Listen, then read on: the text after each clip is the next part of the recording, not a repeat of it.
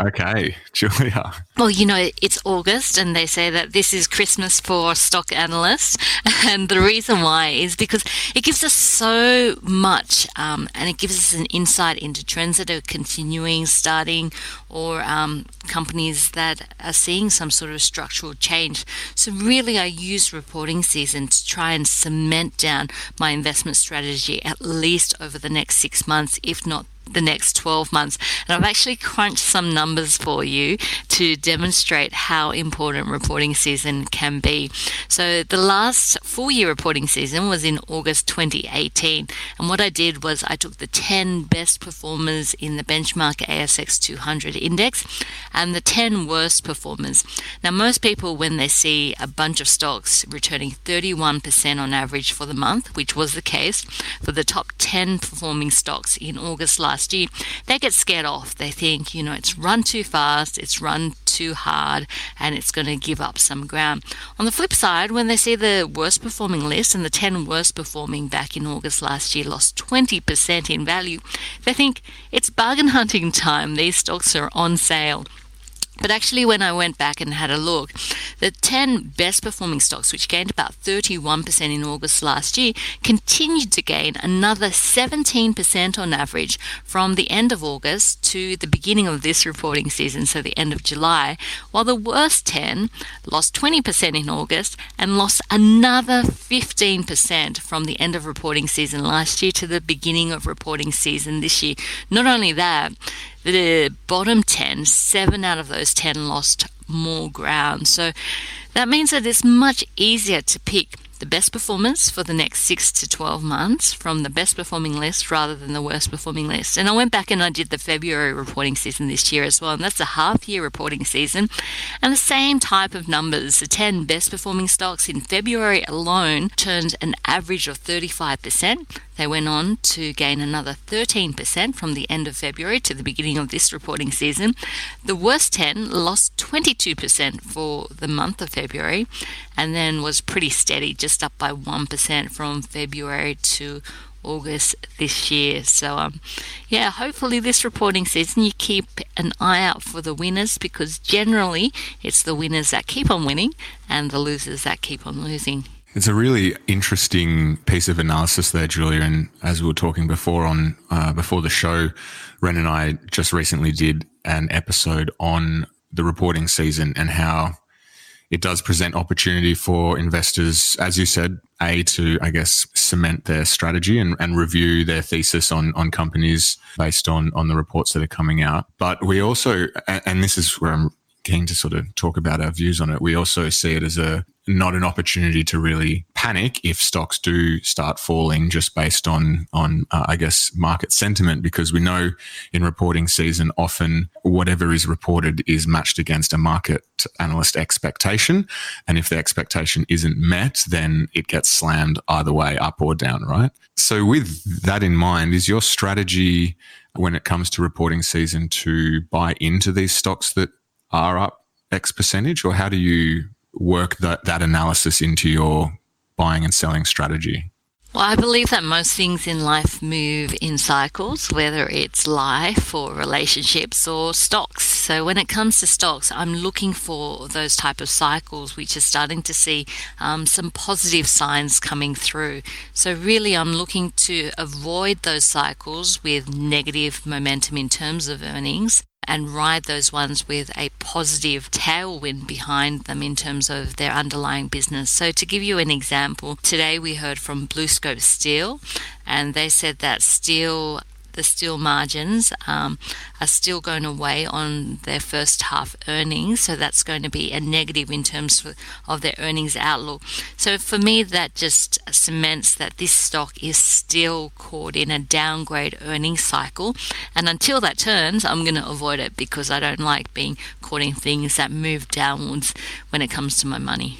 So how do you treat stocks that have positive momentum but often don't meet market expectation and suffer in share price? Does that bother you? It does, but I guess it depends on how much is already priced into the stock. And I guess the weird thing about reporting season is sometimes you'll see a company come out with a record profit that's increased by 100%, and yet you see the share price fall. And you kind of Yeah. wonder, what's happening there? But what if, the market had been expecting that company to increase its profit by 200%, and it came out and announced to the market that it only grew its profit by 100%.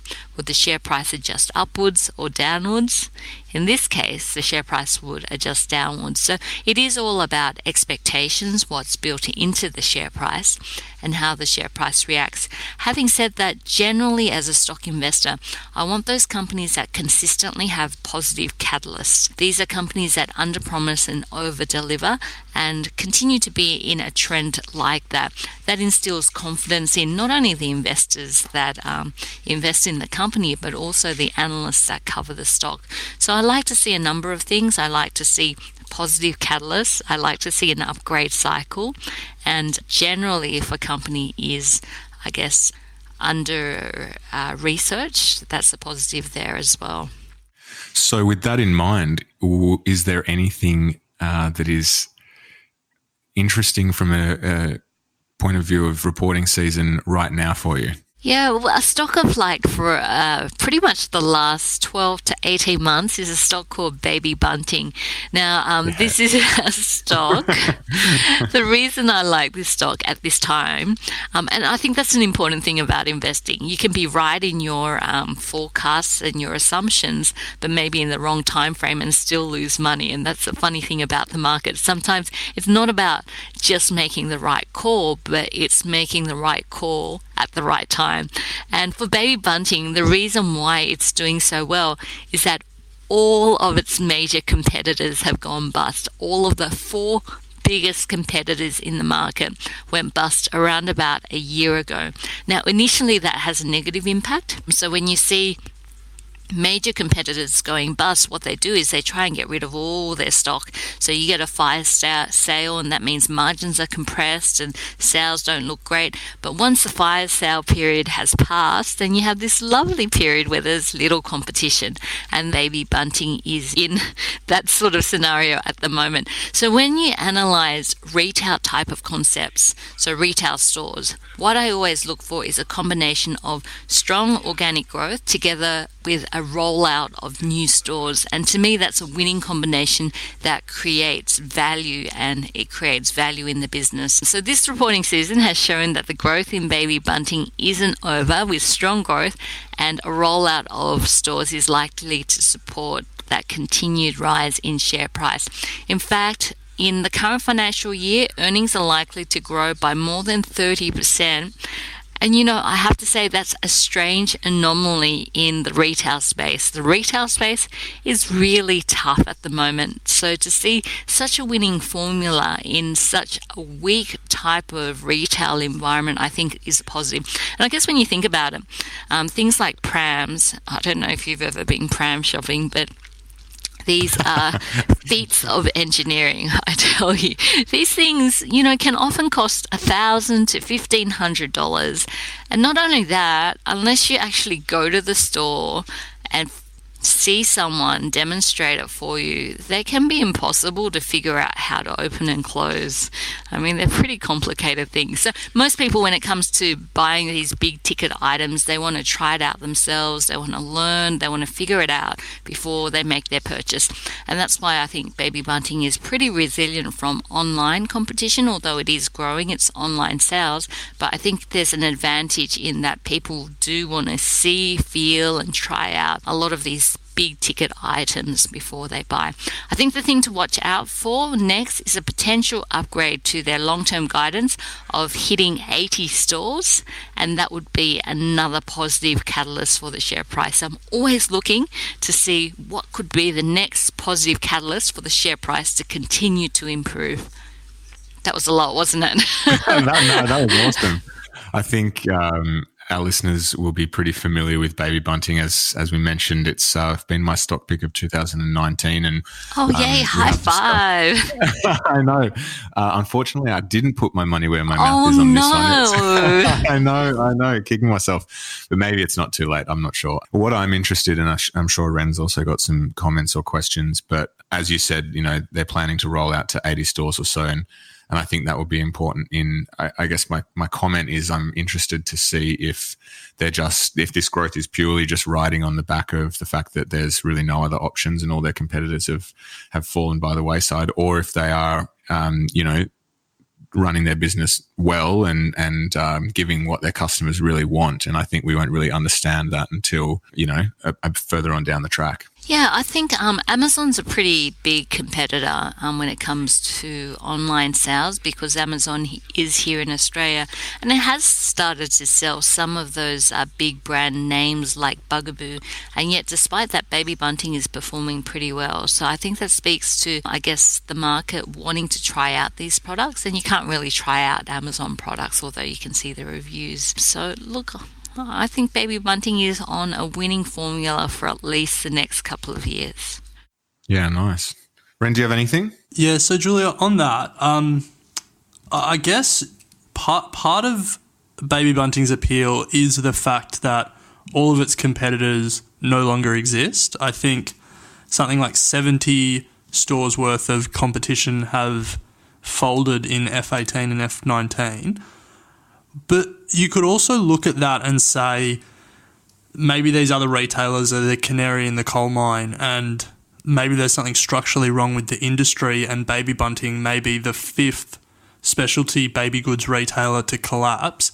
When you look at something like that, an industry going through massive disruption, what were the key things that you were looking at to say Baby Bunting is either going to go the way of its competitors or avoid the fate of its competitors? I think one of the things is I do like to go and physically visit the stores. And if you go to Baby Bunting, they generally tend to be large warehouse where you can pick up everything. There's lots of rooms and aisles for you to try out prams. And generally you see a lot of people in terms of those stores as well. So something like Baby Bounce, where I think in the last year 4 stores have closed down. I don't see any Baby Bounce stores. I can't remember the last one I saw. But definitely there is something about stocking the right type of brands. If you've got any specialty distribution agreements, that's always a positive as well. But I guess it's like comparing, let's say, Bunnings to Masters. Masters wasn't good because of the type of items that it stocked. Its store layout wasn't very friendly. So there's a number of things that makes a retail success story. So I think it is important to physically go to the stores, have a look around, see how many people are using the stores, whether they're happy, how many people at the checkout, and have a look at the user experience and see whether it's positive or not. But I think when it comes to stores like this, it is all about the brands. And then once you have a loyal base, it can be about bringing in your own brand to try and increase your margins and hence increase sales. Will your position change on it, do you think, if they don't hit their 80 store rollout as planned? Oh, absolutely. When something changes, I don't think that hope is a great investment strategy. So if something crucial like that occurs, that would make me reevaluate the stock and reevaluate the valuation that I have on that company. And to me, that would be a strong signal that perhaps the upgrade cycle is over. And generally, the strongest investments in my portfolio are those stocks in the upgrade cycle. And as soon as there's any signs that that could be coming to an end or is coming to an end, then generally I exit very quickly. There's a rule in the market that it's okay to sell as long as you sell early. And for me, I'm constantly looking for companies that are in an upgrade cycle and trying to avoid those ones that are either moving into a downgrade cycle or are stuck in a downgrade cycle.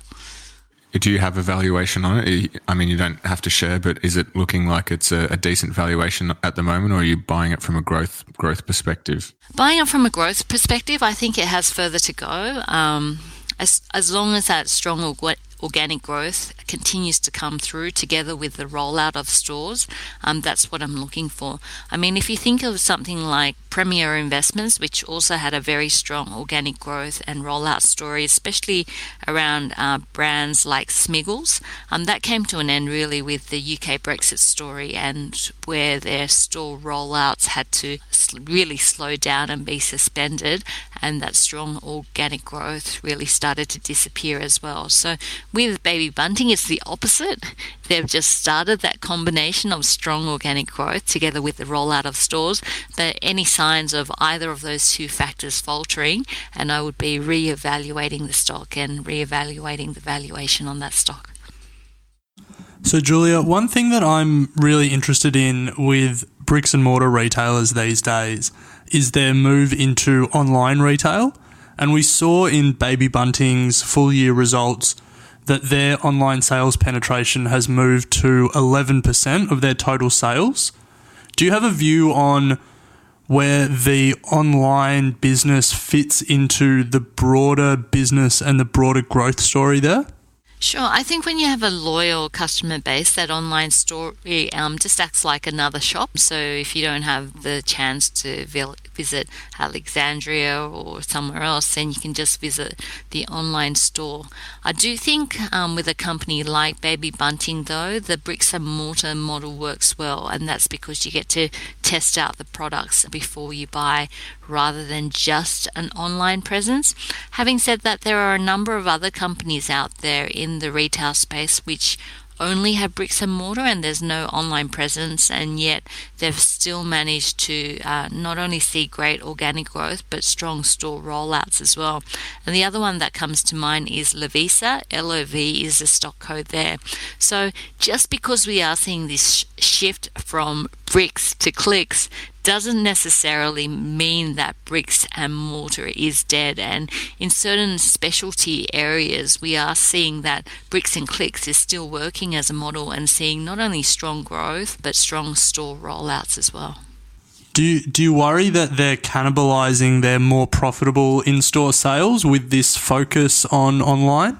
That is a good point, and one of the things when I do follow a retail company is I do sign up for their catalogue, and if I do see too many sales, then that's a big warning sign for me. And that was one of the catalysts for me getting out of Blackmores a while ago, was when I noticed that in those Chemist Warehouse catalogues that we were seeing some very strong discounting, not only of Blackmores vitamins, which were often 50% off, but also its competitor, Swiss, which frequently has 50% off sales as well. And this is tended to be the case a lot of the time. So for me, that pointed to a difficult competitive environment and also a decrease in margins because of the discounting that was happening.